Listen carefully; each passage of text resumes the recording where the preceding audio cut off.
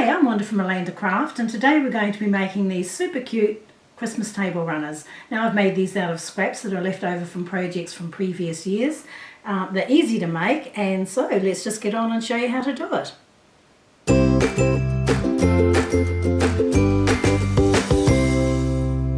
Okay, so for this project you're going to need 5 strips of fabric. Now 3 of those strips will measure 4.5 inches in width, and 2 of them will measure 3.5 inches in width.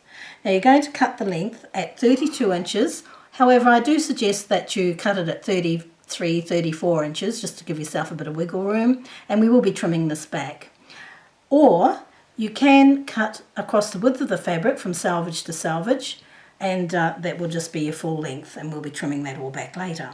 Now you also need 2 pieces of fabric that measure 4 inches in width by 18.5 in length, and then 4 pieces that measure 1 inch by 18.5 inches. Now the next thing you'll need is some fabric for your binding and your backing, and you'll also need a piece of batting.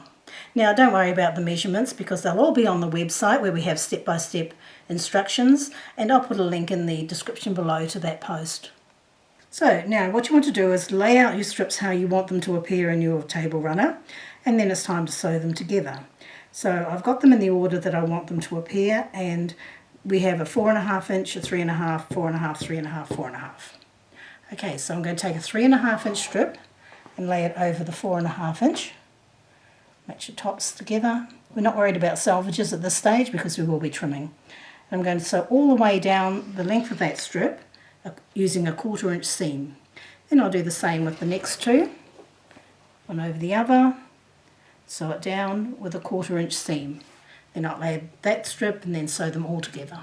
Okay, I've sewn my strips together. Now your piece should measure 18.5 across the width.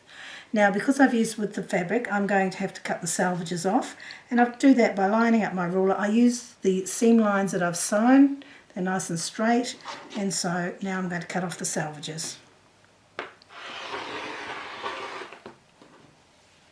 I just had to flip my piece of material around so I can do the next step. I'm going to cut 2 pieces off this fabric at 4 1/4. So I've lined my ruler up on my 4 1/4 mark, and I'm just going to cut across there.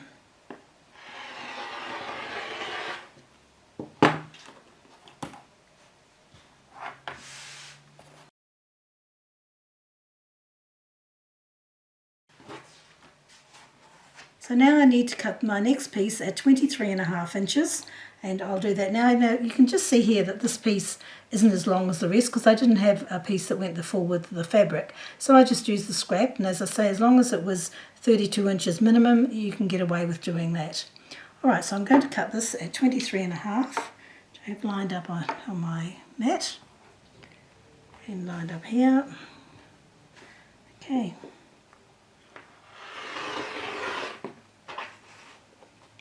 So as you can see, I'm left with a piece here, and of course unfortunately I didn't have a piece long enough to go there, but I do have another piece of material that I can add to that, and that will give me enough to make a placemat. As you can see here, I've done from the previous one. I haven't put a binding on it yet, but that's just using up these leftover pieces here. So they won't go to waste, so I'll just cut the selvages off to make that. Okay, I've put everything else aside, and now we come to the next step, and we're going to take these 2 pieces of fabric, and what I'm going to do is I'm going to take the inch piece, just lay it down the edge there, match it all up, and sew it all the way down with a 1/4 inch seam, and do the same on this side, and then I'll repeat the process with this piece. Alright, so I've sewn those pieces together, and now I've got everything laid out, and what I'm going to do is I'm going to place this piece along the bottom edge, and I will just simply flip that over and attach that with a 1/4 inch seam. Now this piece here will get attached to this piece with a 1/4 inch seam. Now you have a choice to make at this point. You can either leave this like it is, so I have all of the stripes matching, or you could turn it and have contrasting on the bottom if you wish. Now I'm not going to do that. I'm going to have it all the way through with the same pattern. And we're going to do exactly the same at the other end. Okay, so there we are, it's all sewn together, the top of our table runner, and I think it looks great. Now I'll just show you how I've done the back. Alright, so I've just pressed all the seams one way on the long strips, and then these strips here, I've pressed them so that they go to the dark side, okay, because otherwise you'll end up with shadows through the white. So just make sure you press your seams towards the darker fabric. Okay, so that's that. Right, so our next step is to make our quilt sandwich. So here I have my backing piece and my batting piece. Now I've cut these to 22 inches wide by the width of the fabric, which is approximately 43 inches. And I'm just going to spray this. I'm using 505 temporary spray. We use this for everything. I really like it. So just give a little spray. Helps to hold the sandwich in place. Okay. Smooth it down. And we'll do the same at the other end.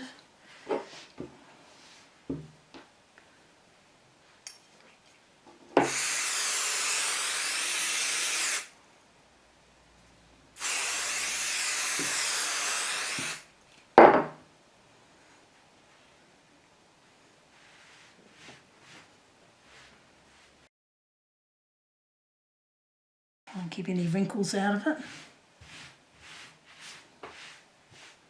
Now what I've done, once I've put the adhesive on and I've smoothed it out with my hands, I also take it to the iron and give it an iron, and that just gets out any wrinkles and bubbles.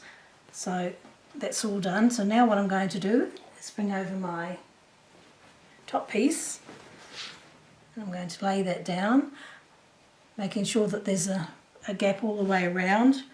Because what happens is when you quilt, even though I'll only be doing minimal quilting, it does draw the quilt in, and so you need to have your backing and your batting a bit larger. So I'm going to do exactly the same thing again. I'm just going to bring this over and spray it.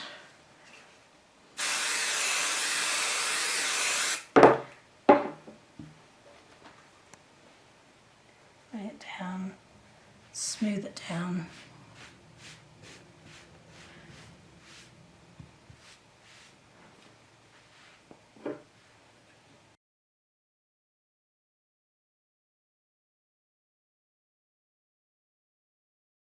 Right, and I'll give that a press as well, and then we'll be ready to do some quilting.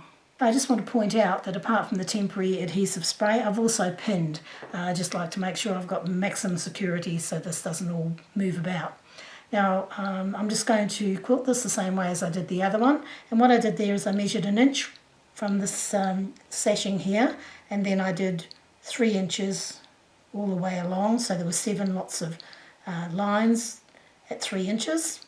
And then I ditch-stitched through here on either side of the sashing pieces, and I did that at both ends. Then I ditch-stitched down each of these pieces here. So I'll go and do that now. Okay, so I finished quilting the piece, and now I'm going to trim it. So what I'm going to do here is I'm lining up my 4-inch line on my ruler along the seam line, which is straight. But as I say, when you quilt things, it does take them out of whack. So just pull the quilt until the 4-inch line is on that seam line, and that looks pretty good. Okay, so now I'll just trim along there.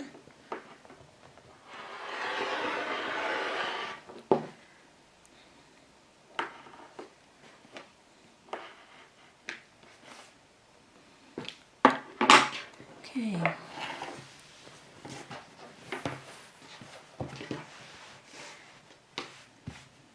So now I have a straight line down the bottom, so I can line up the ruler there. And again, I'm going to line the ruler, the 4-inch mark,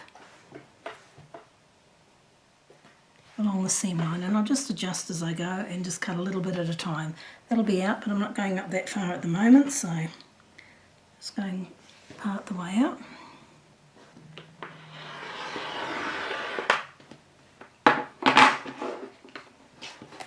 Just pull it down towards me.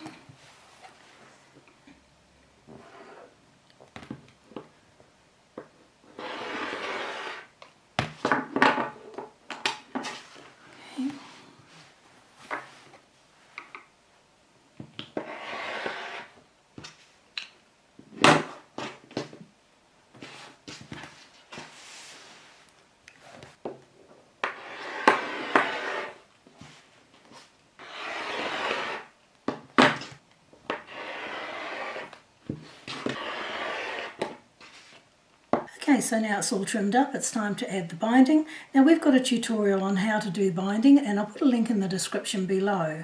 So there you go, our table runner is finished. I've done the binding and finished it off completely. As I said before, we have a binding tutorial on our website, so we'll put a link in the description below. So there you go. If you've enjoyed this tutorial, give us a thumbs up and subscribe to our channel. And don't forget to check out the step-by-step written instructions over on the website, alandacraft.com.